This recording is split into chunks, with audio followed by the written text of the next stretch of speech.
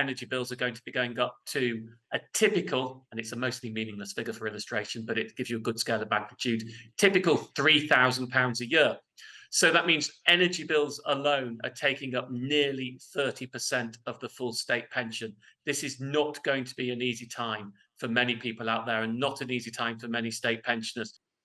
Well, much of it was as flagged. This has been widely leaked. The biggest tax Mm. raising method is, of course, fiscal drag. Picture Jeremy Hunt in Rouge. Take a second. Not relevant to the conversation, but slightly enjoyable. Fiscal drag is where we freeze all the tax thresholds. They were already frozen and were going to be for quite a while. He's extended that until 2028. Frankly, that's mostly meaningless, because in truth, we will have had a general election by then. He may well still be Chancellor. There may well be a new Chancellor from his party or another party after a general election. And almost certainly they will have made changes in many budgets. So that's really something more for the markets and for the Office of Budget Responsibility book than actual reality. But fiscal drag is here and now. From next April, even though we have inflation going up very heavily and average earnings going up, although not by as much, tax thresholds remain the same. So what does that mean in practice? Take it simply. You earn £12,500 now. The personal allowance is £12,570. So all of your income is tax-free. From next April, you might have had a 5% rise, so you'll earn £13,000, but the tax threshold is still £12,570.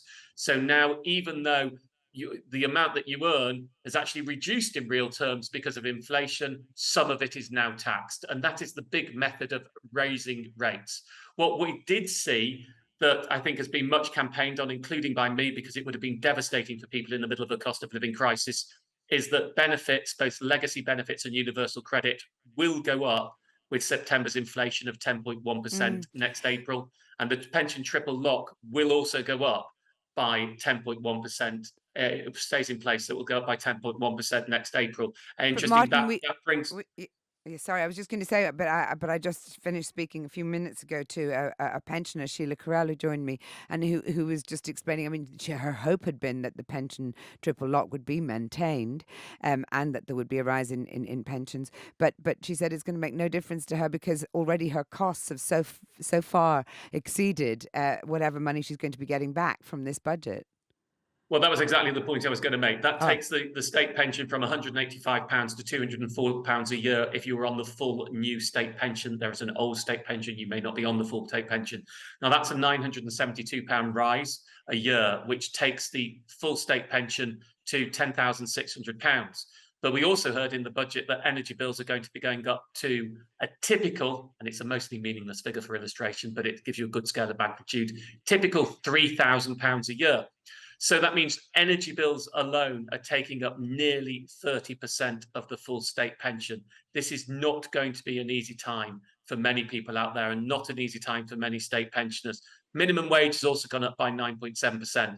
But there is a balance to be had here. It has been well flagged that this would be a statement to tighten the economy, tighten public spending, try and balance the books, as certainly conservative philosophy is that the books need to be balanced. So we knew that was going to happen. But within that overall structure of balancing the books and tightening, there has at least been, where there has been give and take, more of the give has been to the people who are the poorest and on the lowest incomes. That's the one thing we can say about this. So the cake has shrunk, but the proportion of the slice of the cake for those on lowest incomes has either stayed the same or got slightly bigger. So when the Chancellor uses the word compassionate to describe the budget, you would agree that this is a compassionate Conservative statement rather than budget, I suppose. I would certainly agree that I don't make moral judgments like that. That's not my job. So what advice Forgive me. then? What advice do you have for households who are trying to brace themselves for everything you've just described? Well, there's very little that you can do practically apart from, look at your own spending and see where you can reduce it and understand what's going to be happening to your budget. I think there was a big announcement on energy in this statement, and I'm not sure people truly understand what's happening there. So maybe it's worth me explaining that, because I think that's important for people to understand.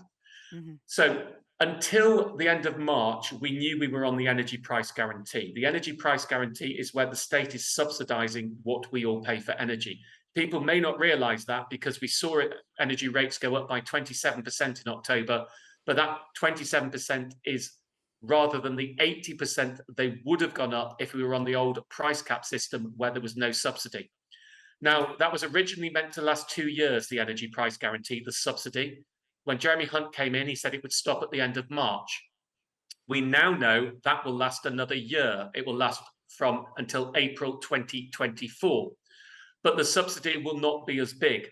So what was due to happen in April until we had the Chancellor's statement today is we were going to go back to the old price cap methodology. And the assessment period for April's price cap started today and will last 3 months. But a very loose prediction from Cornwall Insight, who look at this, was April's price cap was looking like it was going to rise 49.5% from where we are right now. My goodness. We're taking a typical bill to £3,700. What the Chancellor said today is that the energy price guarantee would be set at a rise of 20%. So it won't be going up as much as it would have done had he not put it in place. So you sort of have the benefit is it's not as bad as it could have been, but we're still going to be going up by 20% compared to current rates, which is still double last year's rate. So energy prices are going to be horrific.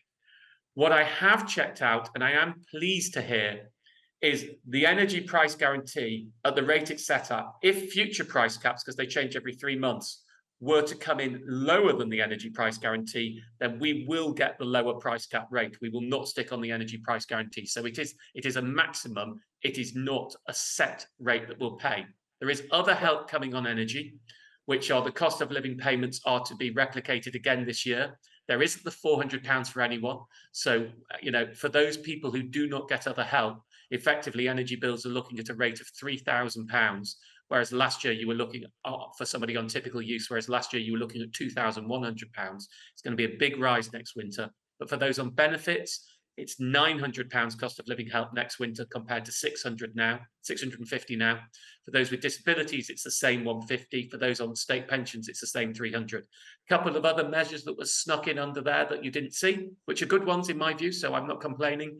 They're looking at whether they will change the price guarantee to be a volumetric cap, which is a posh way of saying that you'll have cheaper rates on the first amount of energy you use, but once you use over a certain amount, you will have higher rates. In other words, higher users will pay more, but I've already put in there, and I know that they're going to look at, there are certain high users there because of medical conditions and they need protecting. And then after April 24, which is really interesting, they're talking about a social tariff, which is something I've campaigned on for years. Now, what this means is I think the assumption is we go back to more competitive energy markets then when you can switch and gain. And a social tariff is where those people who can't take advantage of those markets are automatically given a cheaper deal because they're not those people who wouldn't engage in competition. But So there now was we're a lot in this definitely, on energy. yeah, we're definitely at crystal ball point, though, aren't we? At that point, we're looking at 2024. And Martin Lewis, I'm Well, he so wants to put grateful in the to you. social tariff in 2024. I mean, I think that's what they're going to be working heavily on, and the volumetric cap seems to be part of that. So I think we've announced the emergency measures, but those consultations look like that's what they want to do and where they're going to spread energy policy in future. Well, I think we can call that good news. Martin Lewis, the money saving expert, thank you so much for joining me today and casting your forensic eye over this autumn statement. Very, very grateful to Martin.